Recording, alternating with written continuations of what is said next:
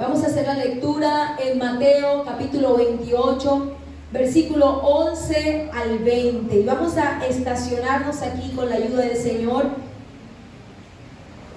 Así que mantenga su Biblia allí abierta y su corazón dispuesto. Mateo 28, versículo 20.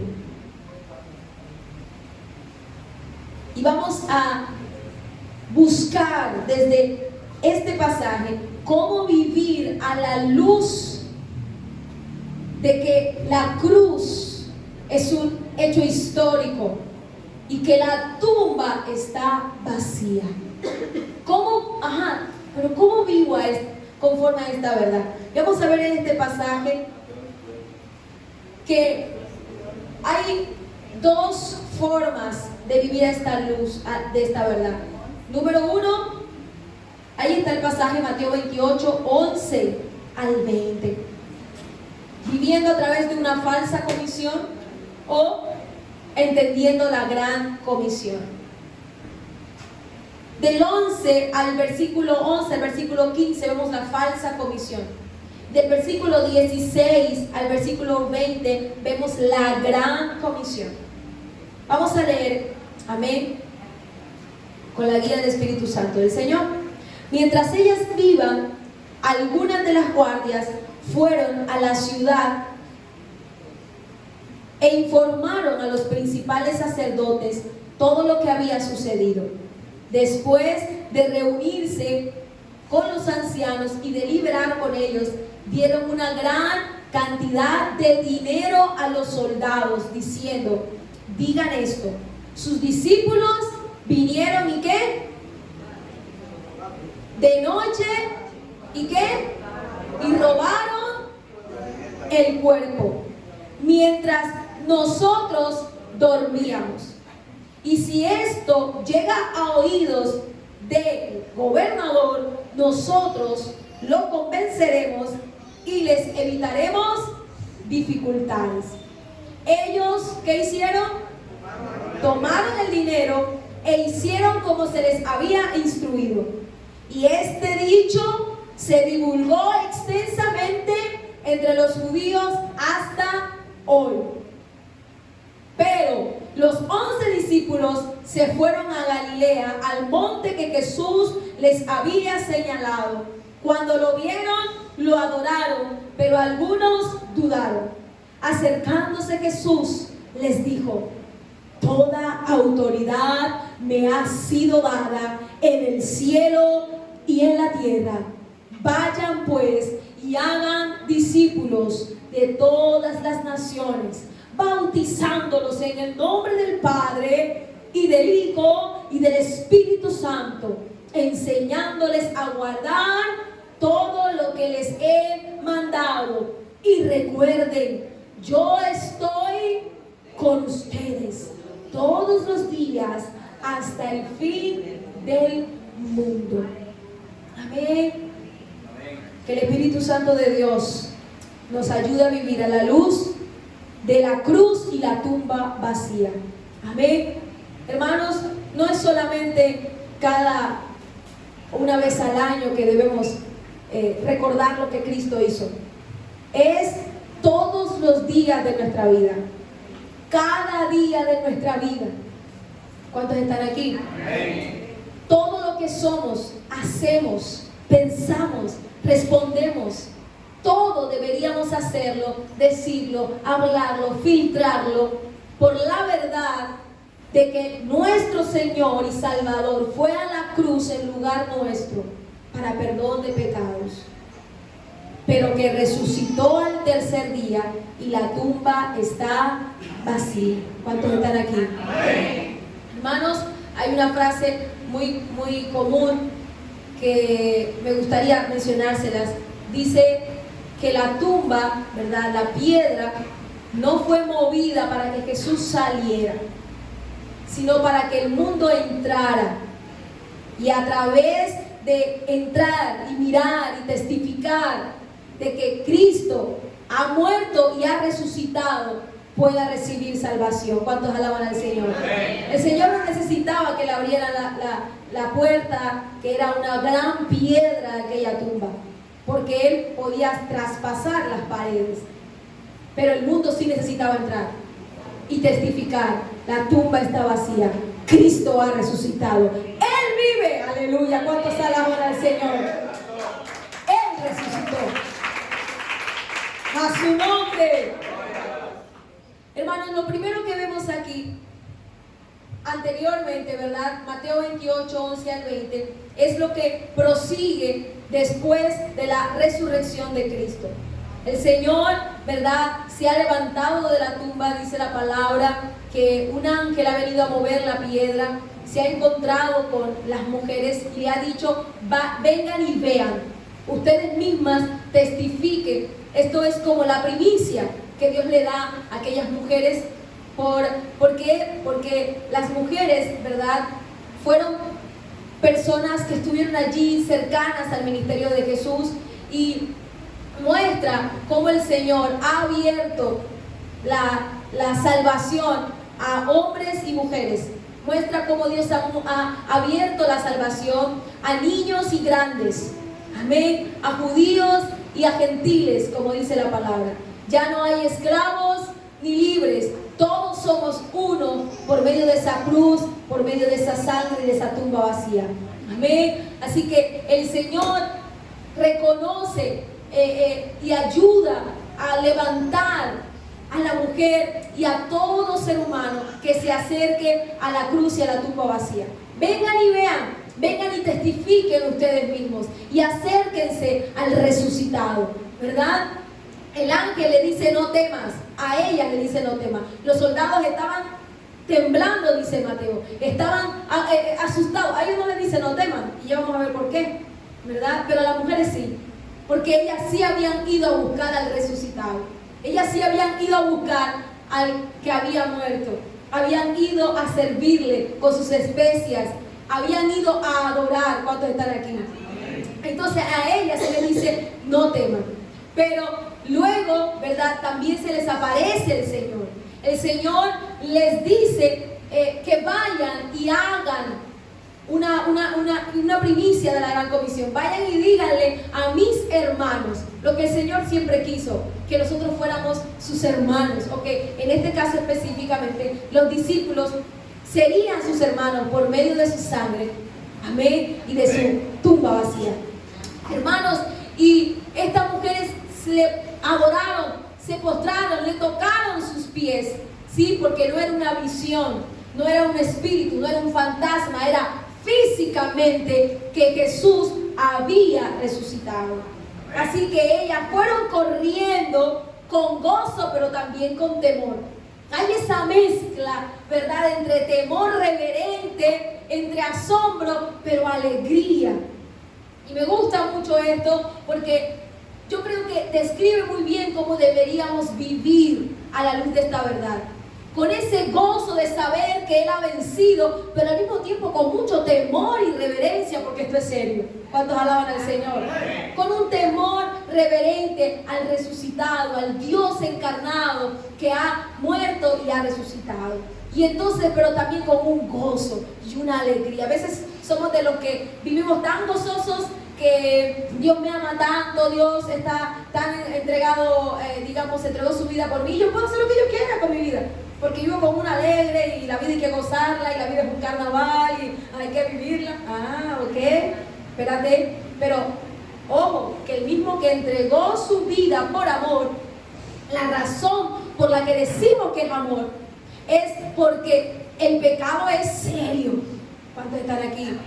Tan serio que la única forma de poder ser perdonado fue a través de la vida del mismo Hijo de Dios.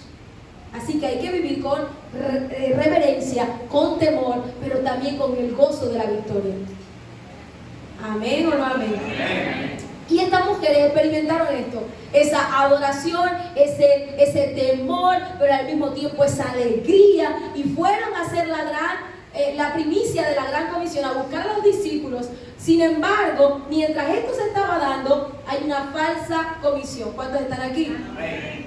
Y entonces Mateo tiene un enfoque primordial. Mateo está enfocado en demostrar a los judíos, o sea, el libro de Mateo me refiero, el libro de Mateo está enfocado en demostrarle a los judíos que Jesucristo es el Rey esperado, el Rey prometido, el Rey de los judíos y de todas las naciones. Y entonces Él está enfocado en esta verdad. Y lo que Él quiere es demostrar que Jesucristo ha cumplido toda la ley, que Jesucristo ha cumplido todas las profecías del Antiguo Testamento. Por lo tanto, Él se enfoca en el tema del reino de los cielos, se enfoca en la autoridad de Cristo. Y en este momento, Él también se enfoca en diferentes momentos del libro y una y otra vez se va a enfocar en la oposición de ese reino que está siendo establecido por el Rey de Reyes, Jesucristo.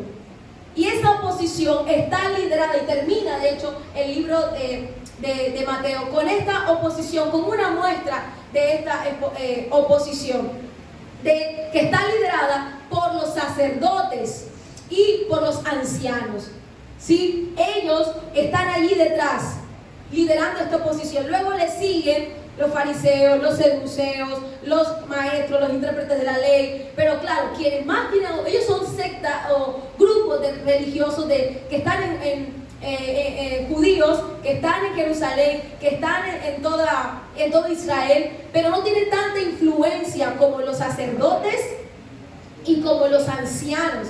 Sí, el Sanedrín, ellos son los que toman las decisiones y el resto opinan, el resto también, claro, obviamente hay muchos partidos, digamos, religiosos, pero ellos son los que lideran la oposición en contra del rey y de su reino. ¿Cuántos están aquí? Ahora, en esta ocasión, ya final, después de la tumba vacía, escuche esto, ellos son los que lideran esa falsa comisión. Y esto es tremendo, hermanos, es demasiado fuerte, no deja de estremecernos. ¿Saben por qué? Porque quienes van a decirle, han visto, son los guardias, han visto la tumba vacía, han visto la piedra moverse, han visto el ángel, han estado temblando. Ellos no sentían gozo, claro, porque no creían en Jesús, había solo espanto, solo temor. ¿Sí? Y algunos de ellos fueron a buscarle y le dan el anuncio, le dicen lo que han visto. Pero ¿saben qué? Ellos deciden de forma voluntaria, no es por ignorancia, porque desconocieron los hechos y siguieron siendo incrédulos. No, el punto aquí es que esta falsa comisión está liderada por personas que decidieron de forma consciente, de forma deliberada, no por ignorancia, se negaron a creer los hechos. Se negaron a creer que, escuche esto, Jesucristo, si había resucitado, entonces todo lo que Él dijo era verdad. Y paradójicamente, al tratar de ocultar la verdad de la resurrección de Jesucristo, lo que hacen es confirmarla. Porque ahora nosotros, gracias a esa falsa comisión, y a todos los intentos que hicieron para desmentir la verdad, nosotros tenemos más argumentos para decir: mi Dios resucitó, Él vive. Mi fe no está basada en ideales o en imaginaciones, está basada en hechos reales. La tumba está vacía. ¿Cuántos alaban al Señor? Nada más y nada menos que Él resucitó. Amén. Entonces, hermanos, ellos crean esta mentira, ¿verdad? De que sus discípulos habían ¿qué? Se habían ¿qué? Robado del cuerpo. Que la guardia se había quedado dormida y los discípulos se robaron el cuerpo. Y desde ese momento la gente empezó a creer esto por mucho tiempo. De hecho, cuando Mateo cierra su libro, le está diciendo, la gente sigue hablando por ahí. Yo lo diría así de forma costeña, la gente habla por ahí que Jesucristo no resucitó, sino que los discípulos se llevaron el cuerpo. Eso es lo que dice la gente. Porque mientras ellos están llevando a cabo la gran comisión, todavía hay una falsa comisión que está por ahí. Y la gente dice esto. Pero escuche esto. Lo tremendo es que Proverbios describe al necio de esa manera. Les voy a leer algunas descripciones del corazón necio. Es decir, el necio en Proverbios no es simplemente alguien que ignora la verdad, que no tiene conocimiento, sino que es alguien que sabe lo correcto y decide no creerlo, como lo hicieron los sacerdotes, como lo hicieron los ancianos. Es un problema serio, no es de inteligencia, sino de negar los hechos, consciente y deliberadamente. Entonces, ¿qué dice Proverbios? Proverbios dice que el necio rechaza la verdad, rechaza la sabiduría. Proverbios 1:7 dice: los necios desprecian la sabiduría y la enseñanza, se aferran a su propio juicio. Proverbios 12:15. Solamente óigame, después yo les puedo pasar si desean este documento. El camino del necio es derecho en su opinión. El camino del necio es ¿qué? ¿Derecho es qué? No acepta la corrección, el necio. Proverbios 15:5. El necio menosprecia el consejo de su padre. Ese es el necio. Conclusión de este punto que quiero ver acerca de la falsa comisión. El necio no solo no atiende, no quiere atender. El necio no solo no entiende, no quiere entender. ¿Cuántos están aquí? La falsa comisión estuvo dirigida y sustentada por la muestra de lo que es un corazón necio. ¿Cuántos están aquí? Dile a aquel que está a tu lado: ay, ay, ay. Mientras ellos iban, algunos de los guardias fueron a la ciudad e informaron a los principales sacerdotes de todo lo que había sucedido. Después de reunirse con los ancianos y deliberar con ellos, o sea, no fue como que hagamos, ellos pensaron, ellos deliberaron, ellos se reunieron. Ajá, mira lo que están diciendo los guardias, mira, están tan nerviosos. Digan esto: sus discípulos vinieron de noche y robaron el cuerpo mientras nosotros dormíamos.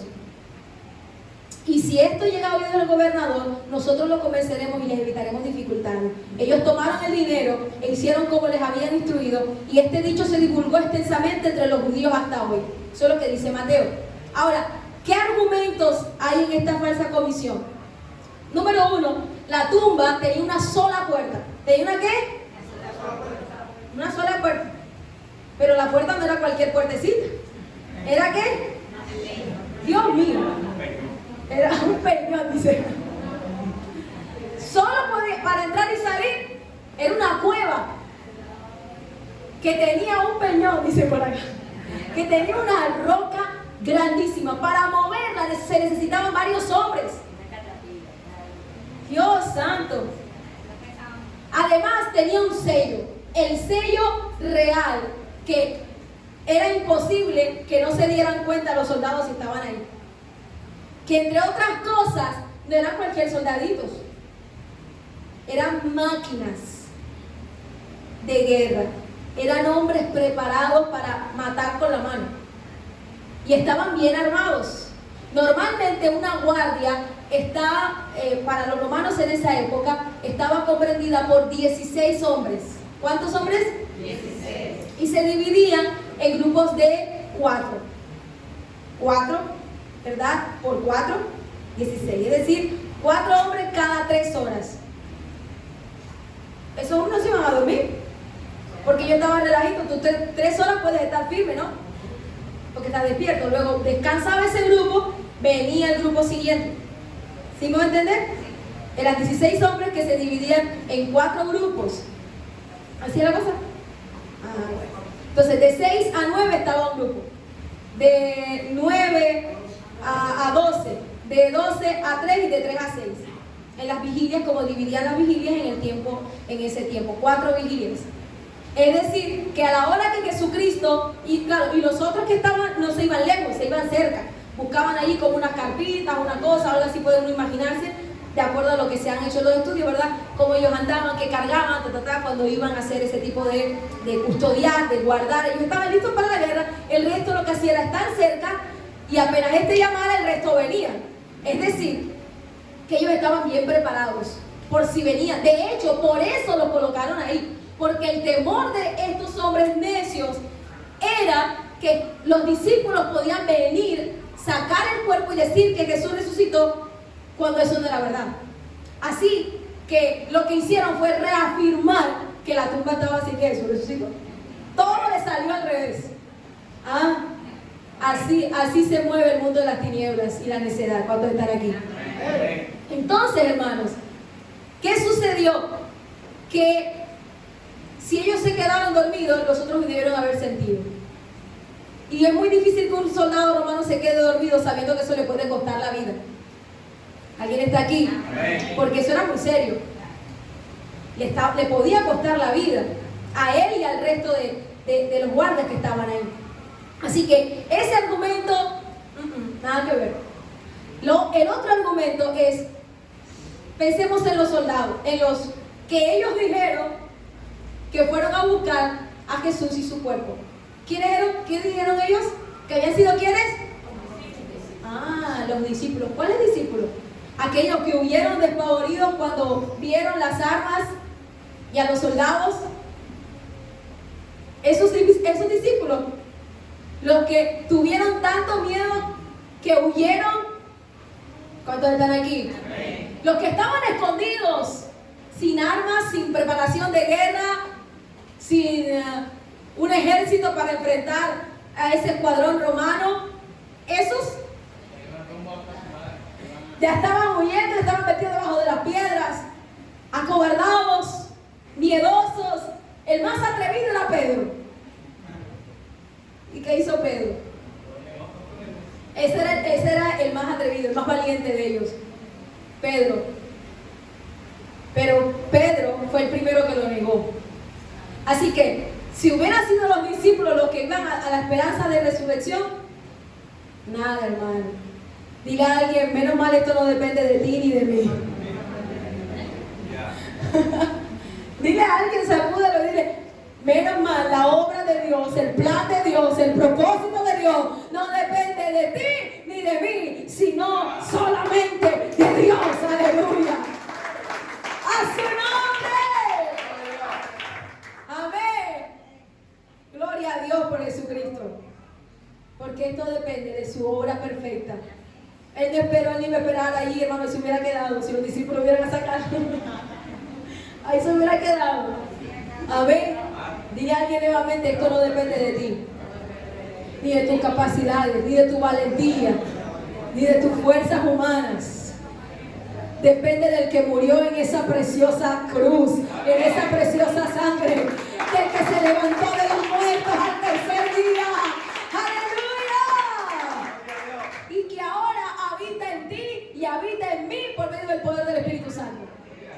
Porque esos mismos que se acobardaron y huyeron, cuando entendieron la verdad de la tumba vacía, cuando el Espíritu Santo de Dios vino sobre ellos, fueron a hacer la gran comisión, aleluya, y entregaron su vida por Cristo. ¿Cuántos alaban al Señor? Aquellos que habían sido cobardes ahora se volvieron valientes y violentos, porque ahora tenían la verdad, y ellos mismos fueron allí a la tumba. El mismo Pedro entró, el mismo Juan entró, las mismas mujeres entraron. Luego Jesucristo se les aparece, ven las heridas, ven, aleluya, el resucitado, y su vida es transformada, aleluya, y el cobarde se volvió valiente. Cuando alaban al Señor, y se atrevió a enfrentar al mismo ejército romano con tal de predicar a Cristo y a este crucificado. Cuando le alaban, aleluya, amén, amén. Por eso 2 o 3 vamos a donde Dios nos mande a enfrentar el ejército de las tinieblas. Ya no son los romanos, ¿verdad? Ahora es el ejército de las tinieblas que se opone a la verdad de Cristo y sigue con una falsa comisión. Mientras Dios está levantando un pueblo que viva a la luz de la verdad, de un hecho histórico y sin precedentes y que nadie puede negar. ¿Alguien está aquí? ¿Cuántos alaban al Señor? Denle ese fuerte aplauso a Dios. Amén. Hermanos, ¿qué debieron hacer estos líderes al ver este hecho innegable que estaba enfrente de ellos? ¿Qué debieron hacer? Cuando los sacerdotes y los ancianos recibieron el informe de los guardias que que el ángel había descendido, que el sepulcro estaba vacío. ¿Ah? Ellos ni siquiera se atreven a negar. Oye, ustedes están locos, mentirosos. ¿Quién les dijo? No, no. Ellos sabían que la cosa era en serio, porque están viendo soldados, hombres que están dispuestos a matar y que no le tienen miedo. ¿Ah? Que un solo hombre es capaz de... Y ahora los ves casi como niños llorando y temblando. Tú dices, esto fue serio. ¿Alguien está aquí? Así que ellos no se atrevieron a negarlo. No. Ellos hicieron su propio plan en su corazón necio. ¿Qué debieron haber hecho? Arrepentirse. Diga conmigo, arrepentirse. ¿Qué debieron haber hecho? Reconocer que Jesucristo era el Hijo de Dios. ¿Qué debieron haber hecho? Claro, arrepentirse y reconocer. ¿Nos equivocamos? ¿Cuántos están aquí? Sin embargo, lo que hicieron fue negar la evidencia, sobornar testigos y promover una mentira. Este comportamiento es exacto del corazón del necio de Proverbios, que prefiere aferrarse a su maldad, que prefiere aferrarse a su propia opinión, que prefiere aferrarse a lo que yo digo antes que reconocer la verdad de Dios, antes que humillarse. Amén. Hermanos, de forma deliberada ellos eligieron esto. ¿Qué implica esto? Que el necio endurece su corazón y se niega a aceptar la voluntad de Dios. Lo endurece más y más, haciéndose más difícil, ¿verdad?, que haya arrepentimiento. La necedad protege el ego. ¿Cuántos están aquí? Protege el ego y busca poder. Los sacerdotes no querían arrepentirse, no querían reconocer la autoridad de Cristo, sino que ellos pensaban en su autoridad frente al pueblo, aunque eso significara pelear contra el mismo Dios. Ay, ay, ay. Este patrón sigue vigente hoy, porque es fácil decir ellos y tal, y tal. ¿Ah? Pero ahora, hermano, Dios nos va a voltear la arepa. Dios mío. Hermanos, cuando nosotros rechazamos la evidencia de que Dios es creador de todas las cosas y lo vemos, su palabra, la misma naturaleza, nosotros estamos actuando de esta manera como necios. Cuando rechazamos todas las evidencias de que Jesucristo fue a la cruz y resucitó, nosotros estamos actuando como necios, estamos negándonos a ver la verdad de Cristo. ¿Por qué? Porque nosotros, para reconocer la verdad, necesitamos humildad, necesitamos ser humillados también por Dios, por su verdad, y poder clamar, como el proverbio también lo dice, el principio de la sabiduría es el temor a Jehová, y el conocimiento del Santísimo, la inteligencia. Amén. Necesitamos humildad, necesitamos ser humildes y poder decir, oye, verdad, hay tres opciones aquí. Número uno, Jesucristo estaba mal de la cabeza y fue un loco. Fue un loco que dijo un montón de cosas que no tenían coherencia, no tenían sentido, estaba fuera de sí, así como lo creyeron varios, ¿verdad? Y se lo dijeron hasta su propia familia, se imaginó todo eso, así que no resucitó. ¿Cuántos están aquí? No resucitaría. Eso es lo primero. Jesucristo estaba fuera de sí, estaba loco, era un loco. Número dos, Jesucristo era un necio, un engañador, un mentiroso. Así que todo lo que dijo fueron mentiras, falacias, todo lo que hizo, su vida fue una falacia, así que no resucitaría. Pero si Jesucristo resucitó y todas las evidencias están ahí, y todos los hechos históricos están ahí, hermanos, entonces esto quiere decir que Él verdaderamente es el Hijo de Dios. Que Él es quien dijo ser el Hijo de Dios. Entonces, enfrente de esta verdad, yo nada más tengo una opción. O actúo como los sacerdotes y los ancianos, que deliberadamente, viendo todas las evidencias, elijo no creer y hacer mis propias mentiras y crear mis propios argumentos. O simplemente, como los discípulos, someternos a Él y adorarle. ¿Cuántos alaban al Señor? Adorarle y vivir por Él y para Él. ¿Cuántos alaban al Señor? Así es, no hay más. No hay más, hermanos. No sé usted, pero cuando yo hablo así, que Jesucristo fue un loco, uno le da como algo aquí en el corazón, ¿verdad? o que fue un necio engañador, ¿no le da como algo aquí? Porque uno sabe que él, todo lo que dijo, que no quiere y pensar en esa posibilidad, de imaginarlo. Entonces, si nosotros entendemos que Él es quien dijo ser, porque la evidencia más grande es que la tumba está vacía, entonces, hermanos, vamos a vivir conforme a lo que Él nos ha mandado. ¿Cuántos alaban al Señor? Vamos a caminar conforme a quien es Él. Si Él es Dios, adorémosle como Dios. Si Él es Dios, sirvámosle como Dios. Si Él es el Señor y la tumba está vacía y la evidencia es esta, y no hay ni siquiera la mentira más engañadora que quiso tapar, lo que hizo fue reafirmar la verdad. La tumba está vacía y Él resucitó, aleluya. Entonces vivamos a la luz de esa verdad. Denle ese fuerte aplauso al que vive. Amén. Hermanos, Jesucristo mismo confrontó la dureza del corazón de los discípulos, porque decimos, los ancianos, pero los discípulos también vivieron una situación parecida. Es más, Lucas nos dice, nos narra que hay un encuentro que Jesús tiene con dos discípulos que vienen camino de Maús y están comentando, ¿se acuerdan? Lucas 24, y ellos vienen bajando y Jesús se les pone allí como si fuera un extranjero. Y ahí hay algo que Lucas menciona, y es que sus ojos estaban como velados. Es decir, ellos no entendían, todavía no entendían la verdad de la cruz y la tumba vacía. Es más, Jesús le dice, pero ¿qué están hablando ustedes? No, lo que pasa es, y le empieza a contar, lo que pasa es que hubo un hombre, eres el único extranjero que no sabe qué pasó. Hubo un hombre que nosotros pensábamos, Jesús de Nazaret, pensábamos que él era el que iba a redimir al pueblo. Sí, y vamos a ver, porque él hizo cosas maravillosas ante el pueblo, él hizo señales, cumplió las señales. Es más, ante Dios, ellos me imagino ellos sorprendidos, contándole, adoloridos. Dice que estaban tristes, estaban de duelo, su semblante era triste. Y ellos están contándole todo esto.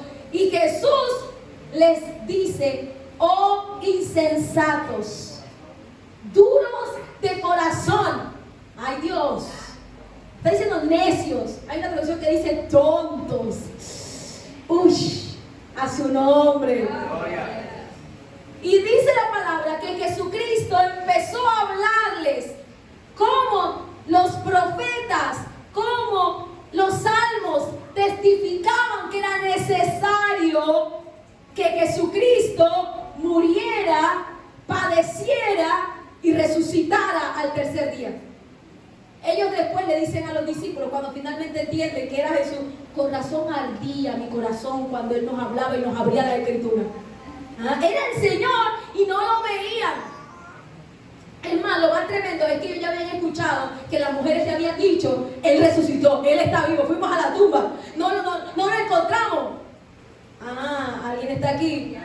Cualquier parecido con nosotros no es pura coincidencia, hermanos. Porque tenían las evidencias, pero sus ojos todavía estaban velados. Es más, tenían al resucitado enfrente y no lo reconocieron. Y Jesús les dice la razón es que ustedes no quieren ver. La razón es que ustedes no quieren entender que hay necedad en sus corazones, que todas las evidencias están y se las mostró desde la Biblia, que es lo que nosotros tenemos que aprender a hacer en la gran comisión, ir pasaje a pasaje, primero nosotros, para luego nosotros podemos ir mostrando las evidencias a nuestra familia, a nuestros amigos, mira todo lo que la Biblia dice, mira, yo no sabía eso, viste, dale, y Dios empieza a abrir el corazón, y el que Él ha salvado y el que Él va a añadir va a empezar a entender, porque finalmente a través de abrir la Escritura, ellos comprendieron que era Jesús. ¿Cuántos están aquí? Amén. Y transformó su corazón, amén, y dio evidencias. Hermanos, no solamente a estos dos discípulos, dice que también se le apareció a los discípulos en Jerusalén y también los confrontó por su dureza de su corazón. Es más, Tomás no estaba ahí, nos dice Juan. Tomás no estaba ahí, y cuando le contaron, él dijo, no, si yo no veo y meto ¿alguien está aquí? Si yo no creo eso. No, la tumba vacía, resucita. Yo les voy a hacer una pregunta que quizás ustedes también se hicieron. Yo me hice, ¿ustedes creen que los discípulos sabían cómo iba a morir Jesús? Están pensando, ya están ya, ok. ¿Cómo iba a morir Jesús? Él anunció a su muerte, no recuerdo si él le... Sí, lo anunció. Y más de una vez. Anunció cómo moriría también se los dijo. Les dijo, es necesario que el Hijo del Hombre sea crucificado. Se los dijo, Juan lo menciona espiritualmente. Y Mateo lo menciona así. Seré crucificado y al tercer día, dijo, en manos de gentiles, dijo en otro momento, es necesario que el Hijo del Hombre muera en manos de gentiles. Él les había dicho que iba a morir crucificado y que al tercer día iba a resucitar. Sí se lo había dicho. Desde que Pedro hace la declaración, cuando Pedro le dice, tú eres el Cristo, el Hijo de Dios, desde ahí empezó a hablarles de que él iba a padecer. Por eso Pedro lo trata de convencer. Es que no tenían la capacidad. Es que, hermano, uno dice ellos, pero es que uno a veces ya estás aquí, tienes todo el paquete completo, tienes los 27 libros del Nuevo Testamento. ¿Cuántos son del Antiguo? Hermano, y aún así todavía nosotros como que Vemos su creación, vemos la creación, vemos la historia, 2000 años de historia que tiene la iglesia desde que Jesucristo resucitó, y entonces el evangelio se ha extendido, todos esos años de historia, de avance del evangelio que ha llegado hasta nuestros días, y todavía nosotros estamos como dudando, como Tomás, si no meto el dedo. ¿Alguien está aquí? Pero ¿saben qué es tan hermoso el Señor, hermanos? Es hermoso el Señor porque Él mismo le dice a Tomás, pon aquí tu dedo, mira mis manos y acerca tu mano y métela en mi costado, y no seas incrédulo, sino creyente. Oye, yo creo que si yo siendo Jesús, gloria a Dios porque no lo somos, pero si soy Jesús, ¿sabes qué, Tomás? Tanto que yo he hecho por ti y tú todavía no quieres saber que si te quieres perder, piérdete. Tú verás. Si no quieres meter la mano, o sea, estilo costeño, ¿verdad? Uno lo diría así. Allá tú. Oye, pero qué paciencia del Señor. Qué amor la del Señor. Ven acá, Tomasito lindo. Ven, toca. Vete aquí. Oye, de verdad que el Señor es tan bueno. ¿Tú sabes por qué Jesucristo se tomó el tiempo para parecerse a cada uno? Juan nos dice otros datos, Lucas nos dice, y si lo hacemos más adelante, lo podremos hacer cuando vayamos estudiando, ¿verdad? Todos esos paralelos y poder mirar. Oye, el Señor es tan especial. ¿Y saben por qué?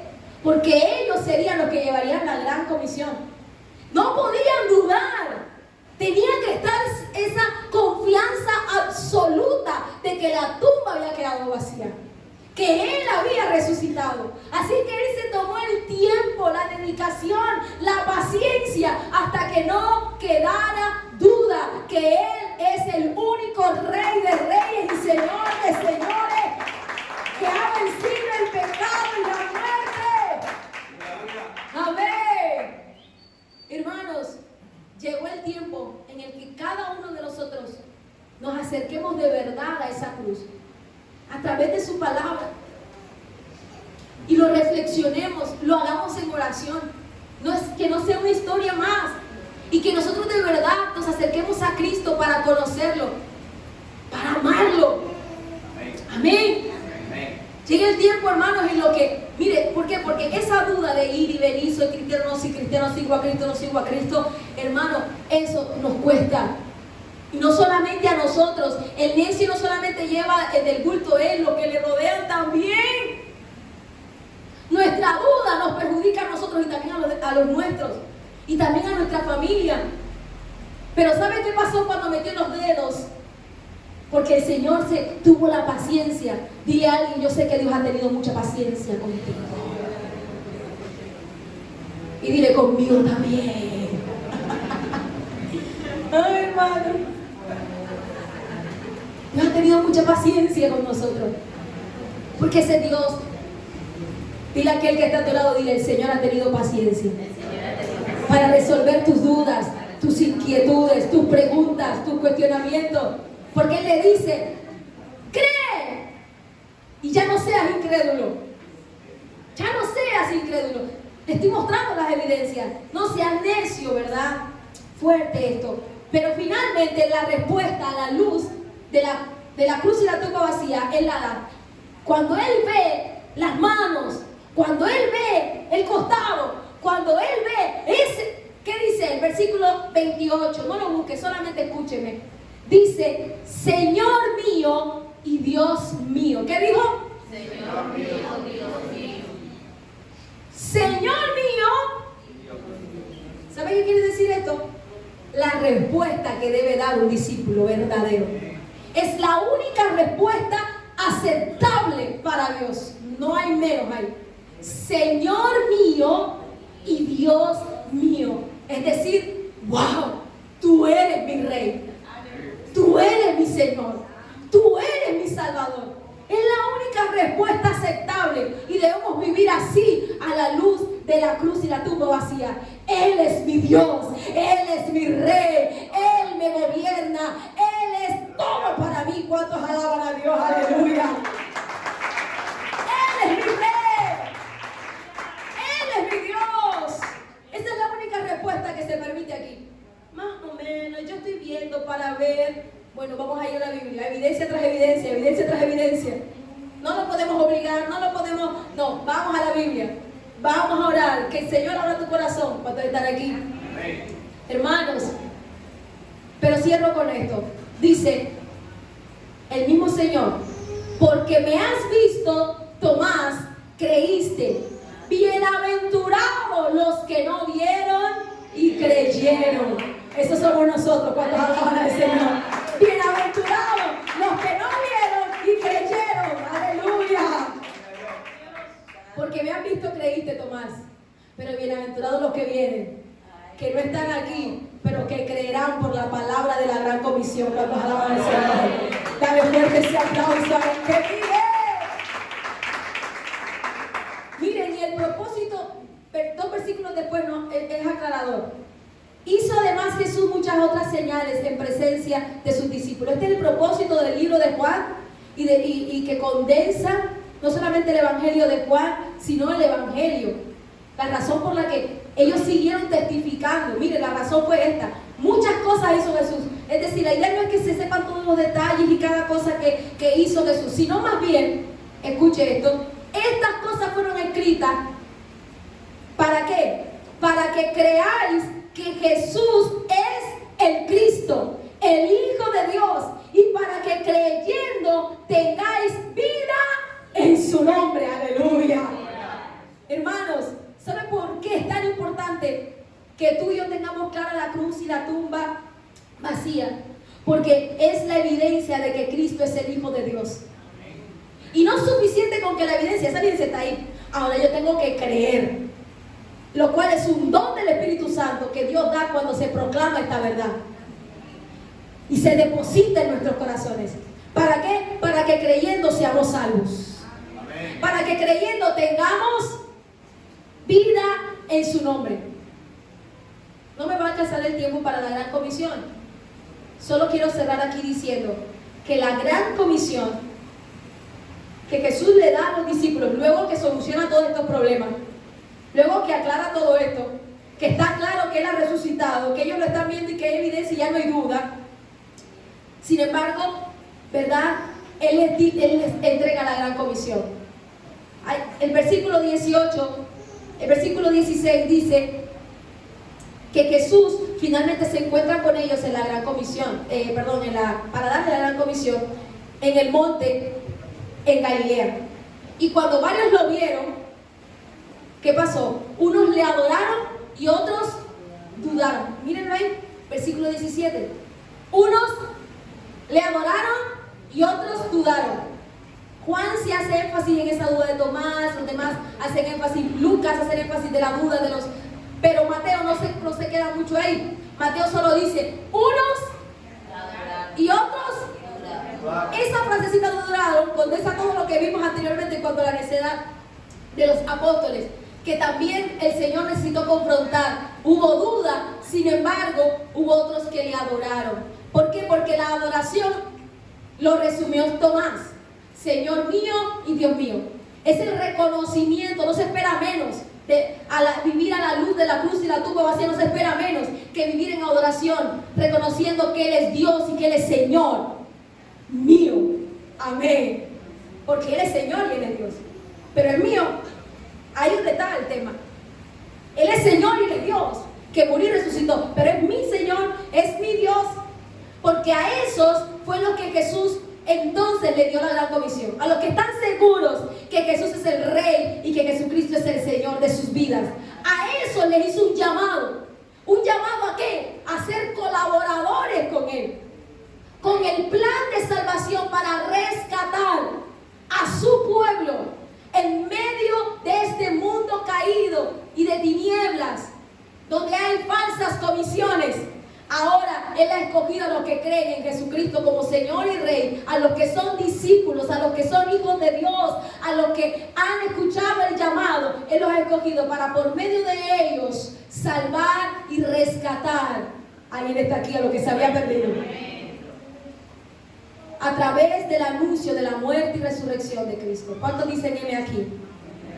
Pablo dice, y ahora sí cierro, porque el amor de Cristo me constriñe, pensando en esto, que si uno murió por todos, luego todos murieron y por todos murió, para que los que viven ya no vivan para sí, sino para aquel que murió y resucitó por ellos. ¿Cuántos están aquí? La palabra constriñir quiere decir empujar, animar, apretar, dominar, controlar. Es como una fuerza irresistible que mantiene a Pablo enfocado en la gran comisión. El amor de Cristo, lo que Cristo ha hecho, esa cruz y esa tumba vacía, es la que te va a impulsar a testificar a otros. Él vive, Él resucitó y quiere darte vida y vida en abundancia. Colócate sobre tus pies, por favor. Dale ese fuerte aplauso al Señor.